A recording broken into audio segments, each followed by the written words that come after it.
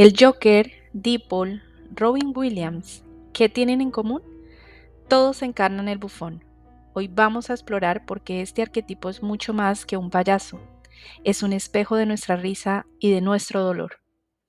Hola, hola, bienvenidos nuevamente a mi canal, a este espacio. Espero que se encuentren muy bien el día de hoy. Gracias por estar aquí en este espacio donde podemos reflexionar y donde podemos también hacer una pausa para mirar un poco la vida desde otros puntos de vista. Hoy quiero invitarte a explorar un personaje que todos llevamos dentro. Creo que casi nunca reconocemos esto. Casi nunca vemos ese bufón en nosotros y este es un arquetipo que es interno, que aparece cuando menos lo esperamos y que se cuela en medio de todo lo que es serio en la vida y que nos recuerda además que todo lo que pasa en la vida no debemos tomárnoslo tan en serio como nosotros creemos. Ahora, el bufón se manifiesta en una carcajada repentina, en un chiste inoportuno, en una broma que rompe el silencio, y por eso a veces puede y suele incomodar a muchas personas, porque nos muestra ese lado de nosotros que preferimos mantener como en silencio, callados, pero a la vez también nos alivia, porque nos recuerda que somos humanos, contradictorios, vulnerables y que además en medio de toda esa seriedad también necesitamos un poquito de juego, de ligereza, de diversión. Hoy quiero que te acompañes de esta figura mientras avanzamos en este episodio, porque entender el bufón es también entender el sentido del humor y su papel en nuestra existencia. El bufón no solamente es el payaso externo, el personaje de circo, de teatro. Podemos analizarlo como esa voz que está dentro de ti y que interrumpe la rigidez de tus pensamientos y te hace a veces hasta dudar de ti mismo. Todos creo que en algún momento lo hemos sentido en nuestra vida. Esa risa que aparece en un velorio, ese impulso de bromear en medio de la tensión, ese gesto cómico que nace cuando todo parece como que las cosas se perdieron o algo así. Y aunque nos da un poco de vergüenza, esa risa inesperada revela más de nosotros que cualquier discurso que preparemos acerca de nosotros. En el fondo nos dice que la vida no se deja encerrar en moldes de seriedad, de rigidez. Así que al final de este viaje, yo te haré preguntas que quizás te ayuden a reconocer a tu propio bufón, a tu bufón interno. Veamos entonces, ¿de dónde sale este arquetipo? Carl Gustav Jung nos habló de los arquetipos como imágenes universales que habitan en lo más profundo del inconsciente colectivo. De esto hablé en el episodio pasado. Y entre ellos encontramos al bufón, esa figura que no tiene fronteras de tiempo ni de cultura. No se rige por esto. Siempre, digamos que en la historia de la Edad Media, por ejemplo, hubo reyes y también iban acompañados de bufones. Siempre que hubo esa parte como muy seria, siempre hay alguien que está dispuesto a reírse de ella. Y eso ya nos dice mucho sobre el poder que tiene el bufón en la sociedad.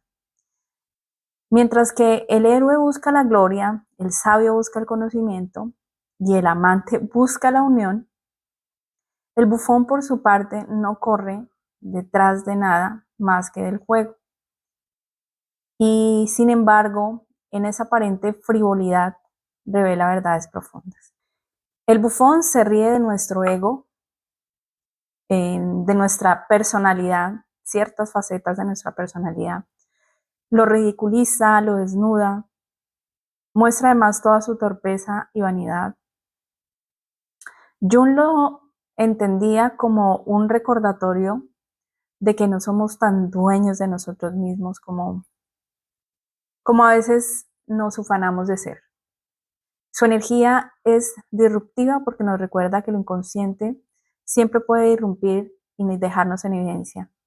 El bufón puede aparecer en los sueños, en nuestras equivocaciones, en esos momentos en los que tropezamos frente a todos y lo único que queda pues es reírse de uno mismo, ¿no? Este puede verse como el contrapeso de la seriedad, la grieta en la fachada perfecta que nos muestra que seguimos siendo humanos.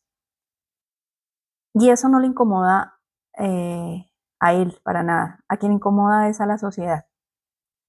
Pero también cumple la función de liberar a la sociedad de todo eso. Porque además, sin el bufón, nos volveríamos rígidos. En un papel social atrapados de esa máscara de seriecitos. Con el bufón, en cambio, recordamos que lo humano es también contradicción, desorden y ligereza. Veamos entonces el bufón en la cultura. No solo podemos encontrarlo en los libros o en lo que dice Carl Gustav Jung o en los cuentos antiguos que hablan del bufón también. Él lo podemos ver retratado en nuestra cultura, en el cine, en los personajes que nos han marcado. ¿Recuerdas a este personaje que actúa en la película del Joker, el villano clásico de DC Comics, ese eterno enemigo de Batman? En todas sus versiones, desde Jack Nicholson en los años 90 y pasando por Heath Ledger en Dark Knight, hasta Joaquín Phoenix en Joker, esto, si lo analizamos siempre, mantiene una raíz común. Es un hombre herido, rechazado, marginado, que convierte además su dolor en una risa cruel. Su rostro cambia, los guiones cambian, las ciudades que lo rodean, la historia cambia, pero en sí la esencia es la misma. La risa se muestra como una herida abierta, es una carcajada que cuando la escuchamos es hiriente y que muestra lo que ocurre cuando el sufrimiento no encuentra una salida y se convierte además en resentimiento. El Joker es el bufón oscuro, el recordatorio de la risa, que también puede ser violencia y caos. Ahora hablemos de otro personaje que es Deadpool. Este personaje de Marvel Comics, cuyo nombre real es Wade Wilson y que sufre un accidente. Deadpool se ríe de todo, incluso de sí mismo, y rompe la cuarta pared para hablarle directamente al espectador, como diciéndonos, sé que todo esto es un juego. Deadpool encarna el bufón crítico, el irreverente, el que desenmascara y rompe la realidad y se burla de las convenciones, transgrede la realidad. Veamos otro que me parece genial, que es Jim Carrey. Él, por su parte, lleva al bufón a la exageración corporal, a la elasticidad del rostro, de todas las expresiones humanas. En The Truman Show encarnó algo mucho más. El bufón que cubre toda su vida y que es como una especie de espectáculo. Y con eso también nos enseñó que la comedia puede esconder un vacío existencial. ¿Y qué es la comedia? Es un puente en todo esto difícil y un modo de acercarnos a los demás, de compartir nuestra vulnerabilidad y de una manera de decir que estamos juntos en esta vida, que no estamos solos. En lo cotidiano nos enseña que no hace falta un escenario para que el bufón se manifieste. Basta con la vida misma, es suficiente. Con sus torpezas y sus tensiones, él logra romper todas esas barreras. Veamos ahora por un lado filosófico, es algo que dice Soren Kierkegaard, que es un filósofo danés del siglo XIX. Él entendía el humor de una manera que no era superficial, sino como una parte esencial de la existencia. Para él la vida estaba atravesada por la paradoja. ¿Y cuál es la paradoja? Es que deseamos certezas, pero el mundo que nos ofrece contradicciones, ¿verdad? Y en ese espacio aparece el humor, el sentido del humor, no como una especie de evadir eso que ocurre en la realidad, sino como una manera de soportar lo que no tiene solución, así es la vida. Kierkegaard habla de 3 estadios de la vida que es el estadio estético, donde buscamos placer, el ético, donde buscamos responsabilidad, y el estadio religioso, donde buscamos trascendencia. ¿Y dónde se ubica el humor en todos estos estadios? Se ubica entre el estético y el religioso, como un entrepiso donde el ser humano puede reconocer el sinsentido y en lugar de entrar en desesperación, lo que hace es sonreír. El humorista, según Kierkegaard, no es una persona ingenua ni tampoco es cínica. Es alguien que ha logrado ver el abismo de la paradoja de la sociedad, de la vida misma, y sin embargo elige el recurso de la risa. Esa risa que no niega la seriedad de la vida, sino que al contrario la reconoce y la abraza. Por eso Kierkegaard pensaba que el humor era una forma de sabiduría porque nos permite convivir con la contradicción sin que ésta nos pueda destruir. Él también distinguía entre la ironía, el humor, la ironía que es más bien crítica, que desmonta lo falso y desenmascara lo que pretende ser serio pero no lo es, ¿no? Y el humor, en cambio, es más profundo, porque no se limita a señalar la falsedad, sino que se ríe de lo que sucede y que es absurdo en la vida misma. El humorista mira de frente al sinsentido y sonríe, y en esa sonrisa ya marca un estado de aceptación y un estado de resistencia también a la vez, ¿no? Él encarna exactamente esa actitud, porque él se ríe del rey en su trono, pero también se ríe de sí mismo cuando tropieza. Y es que vemos que el ridículo, lo sublime, lo sobrio, lo serio, conviven fácilmente en la misma escena y que lo humano es lo que define cómo se maneja esa tensión.